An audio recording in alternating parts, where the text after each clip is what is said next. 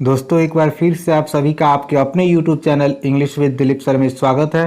दोस्तों इस वीडियो में हम लोग 25 क्वेश्चंस को देखेंगे जो आपके एडजेक्टिव चैप्टर पे आधारित होगा। तो चलिए दोस्तों वीडियो को शुरू करते हैं और देखते हैं हम आज का पहला क्वेश्चन क्या है। पहला क्वेश्चन है कि dash dash persons were present in the meeting. दोस्तों यहाँ पे दो ऑप्शन है आपके लिए, मेनी और मच। तो याद रखिएगा मैनी का प्रयोग हम संख्या का बोध कराने के लिए करते हैं और मच का प्रयोग मात्रा का बोध कराने के लिए। अर्थात मैनी के बाद काउंटेबल नाउन आएगा और मच के बाद अनकाउंटेबल नाउन आएगा। तो मैनी यहाँ पे होगा, पहले नंबर में होगा आपका करेक्ट आंसर जो होगा दोस्तों मैनी होगा। अगला क्वेश्चन है कि the dash dash woman lives in a small हट। तो दोस्तों यहाँ पे ऑप्शन है ओल्ड और ओल्डेस्ट। तो यहाँ पे जो है आपका ओल्ड, ओल्डर, ओल्डेस्ट। तो ओल्डेस्ट जो होता है सुपरलेटिव डिग्री के लिए होता है, इसमें तुलना होता है तब हम इसका प्रयोग करते हैं। लेकिन यहाँ पे सामान्य रूप से है किसी पॉजिटिव डिग्री की बात हो रही है, तो यहाँ पे the old woman lives in a small हट, यहाँ पे करेक्ट होगा, यहाँ पे ओल्ड होगा। दूसरा क्वेश्चन है कि the dash dash man need some advice. दोस्तों एक है आपका यूथ। यूथ यहाँ पे नाउन है और यंग एडजेक्टिव है, और नाउन के पहले एडजेक्टिव आता है, यह मैन आपका नाउन है, तो इसलिए इसके पहले जो आपका करेक्ट आंसर होगा वो आपका यंग होगा। The young man need some advice. उस युवा आदमी को कुछ सलाह की जरूरत थी। अगला क्वेश्चन है कि he fell down from a dash dash tree. दोस्तों जब भी हम टॉलर या टॉलेस्ट अर्थात कंपैरेटिव या सुपरलेटिव का प्रयोग करते हैं तो तुलना दिखाने के लिए, और सामान्य रूप से करते हैं तो हम पॉजिटिव डिग्री का प्रयोग करते हैं, और ये आर्टिकल और ट्री के बीच में यहाँ पे टॉल का हम प्रयोग करेंगे। जैसे वह एक लंबे वृक्ष से गिर गया, फेल डाउन। अगला क्वेश्चन है कि there has been dash dash run this year. दोस्तों यहाँ पे है आपका सम और एनी। तो दोस्तों याद रखिएगा कि सम का प्रयोग मात्रा और संख्या दोनों के अर्थ में होता है, लेकिन जब मात्रा के लिए होता है तो सम का प्रयोग अनकाउंटेबल नाउन के पहले होता है, और संख्या के लिए होता है तो प्लूरल काउंटेबल नाउन के पहले होता है। लेकिन यह अफर्मेटिव सेंटेंस में प्रयोग होता है। सबसे इंपॉर्टेंट बात, सम का प्रयोग अफर्मेटिव में होता है। एनी का भी प्रयोग हम मात्रा और संख्या के लिए करते हैं, लेकिन इसका प्रयोग निगेटिव में होता है। हाँ, आप इंटेरोगेटिव सेंटेंस में किसी का भी प्रयोग कर सकते हैं, कोई एरर नहीं होगा। लेकिन आपका अफर्मेटिव हो तो सम का प्रयोग होगा, निगेटिव हो तो एनी का प्रयोग होगा। तो इस सेंटेंस में आपका जो आंसर होगा वो होगा some. I know a dash dash soldier. दोस्तों जब भी किसी नाउन की विशेषता बताने के लिए हम किसी शब्द का प्रयोग करते हैं तो वह होता है एडजेक्टिव, खास करके पहला वर्ड। तो इस सोल्जर के पहले जो आएगा एडजेक्टिव आएगा। ये जो ब्रेवरी है आपका नाउन है, और ब्रेव बहादुर, वह कैसा है, बहादुर, तो यह आपका एडजेक्टिव होगा। तो यहाँ पे 6 का करेक्ट आंसर होगा आई नो अ ब्रेव सोल्जर। मैं एक बहादुर सैनिक को जानता हूँ। अगला क्वेश्चन है 7th number, dash dash boys ran down the tree. तो दोस्तों ये जो आपका 7th नंबर सेंटेंस है, इसमें समझना है ऑल और सम में अंतर। दोस्तों ऑल का प्रयोग हम सब के अर्थ में करते हैं, माने सब के अर्थ में प्लूरल काउंटेबल नाउन तथा सिंगल काउंटेबल नाउन के पहले करते हैं। लेकिन आपका जो सम है यह कुछ के अर्थ में, मात्रा दिखाने के लिए या संख्या दिखाने के लिए। तो सब के अर्थ में तो यहाँ पे प्रयोग होगा नहीं, क्योंकि सारे लड़के तो गली में दौड़ेंगे नहीं। तो यहाँ पे सम करेक्ट आंसर होगा। Some boys ran down the street, कुछ लड़के गली में दौड़े, संख्या का बोध है।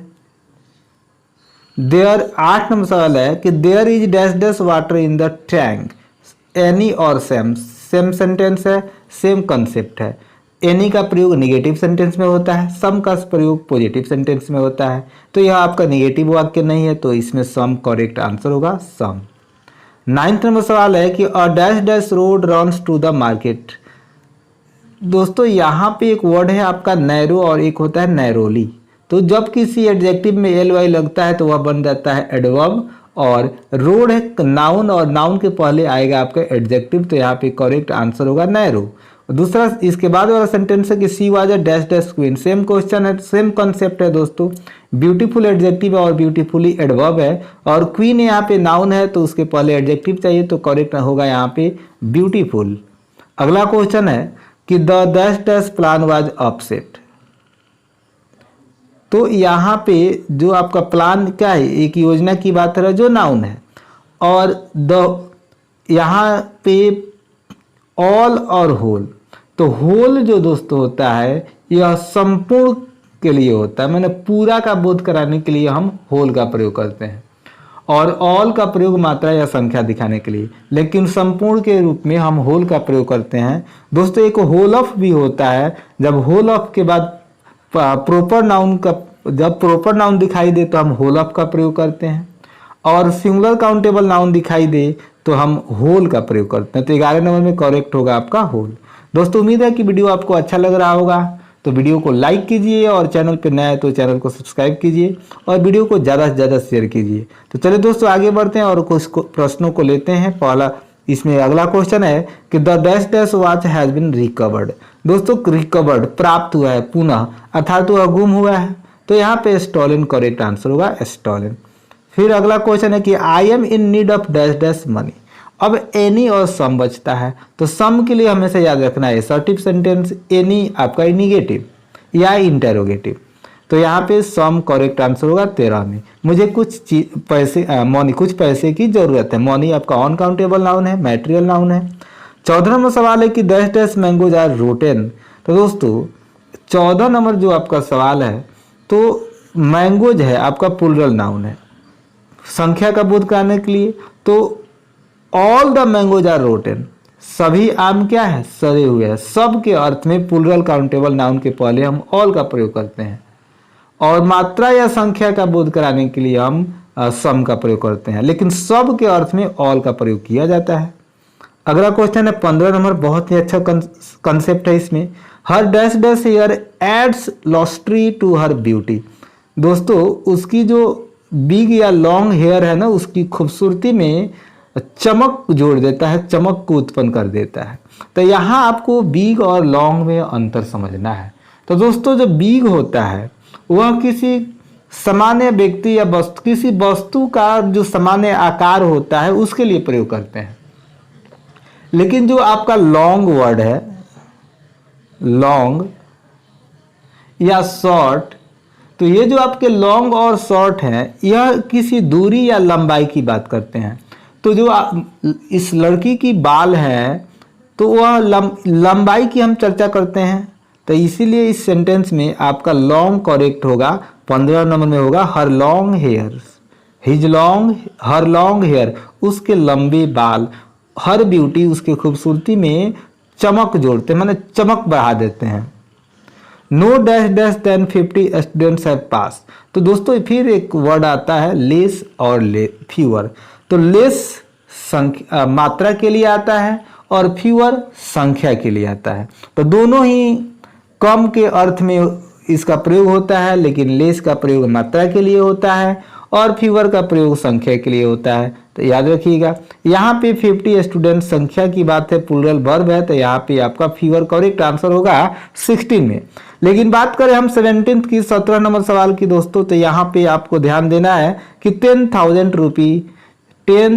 रुपीज एक निश्चित अमाउंट की बात हो रही है, और यह मात्रा है, और यहाँ पे वर्ब भी आपको दिखाई दे रहा है सिंगुलर, अर्थात यहाँ पे less, no less than 10,000 rupees is needed.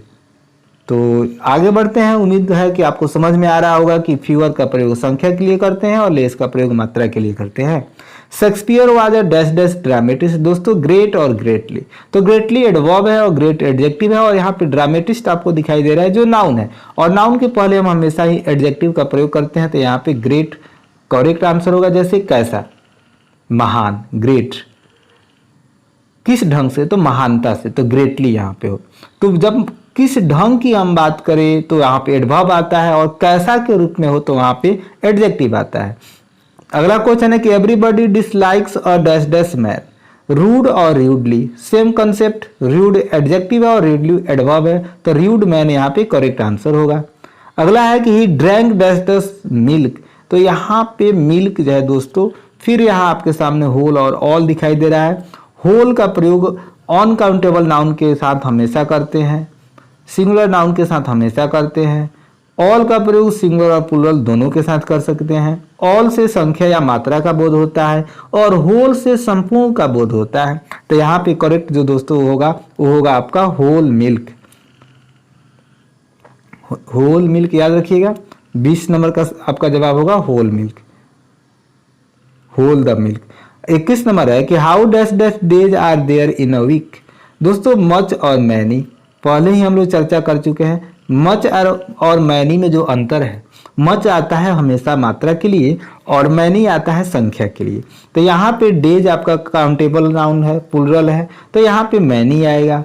Money uncountable noun है तो यहाँ पे मच आएगा। तो 21 में मैनी और 22 में दोस्तों मच का प्रयोग होगा। 23 नंबर है dash dash type of man is there. दोस्तों सब्जेक्ट के रूप में व्हाट टाइप ऑफ का प्रयोग हम करते हैं, करेक्ट होगा यहाँ पे what type of man is he, किस प्रकार का। I don't like type of book, तो दिस जब करेंगे तो इसके बाद आपके प्लूरल नाउन चाहिए, तो दिस टाइप ऑफ बुक यहाँ पे सही होगा। 24 नंबर का this type of book. 25 number आखिरी सवाल है this is the dash dash that I can do for you. तो दोस्तों गुड और बेस्ट का प्रयोग है, तो गुड बेटर बेस्ट होता है। जब भी जब भी किसी व्यक्ति वस्तु में हम तुलना करते हैं तभी हम कंपैरेटिव या सुपरलेटिव का प्रयोग करते हैं, अन्यथा हम सिर्फ पॉजिटिव डिग्री का यूज करते हैं। तो यहाँ पे द है, आर्टिकल द दिखाई दे रहा है, तो this is the best that I can do for you, यह सबसे उत्तम है जो मैं आपके लिए कर सकता हूं, अर्थात द बेस्ट यहाँ पे करेक्ट आंसर होगा। तो दोस्तों मुझे उम्मीद है कि यह वीडियो आपके लिए बहुत ही हेल्पफुल रहा होगा और कुछ ऐसे कंसेप्ट होंगे जो आप नहीं जानते होंगे या जानते भी होंगे तो वो आपका रिवाइज हो गया होगा और आपके आने वाले परीक्षाओं में बहुत ही हेल्पफुल साबित होगा यह वीडियो। तो दोस्तों आप सभी का वीडियो अंत तक देखने के लिए शुक्रिया।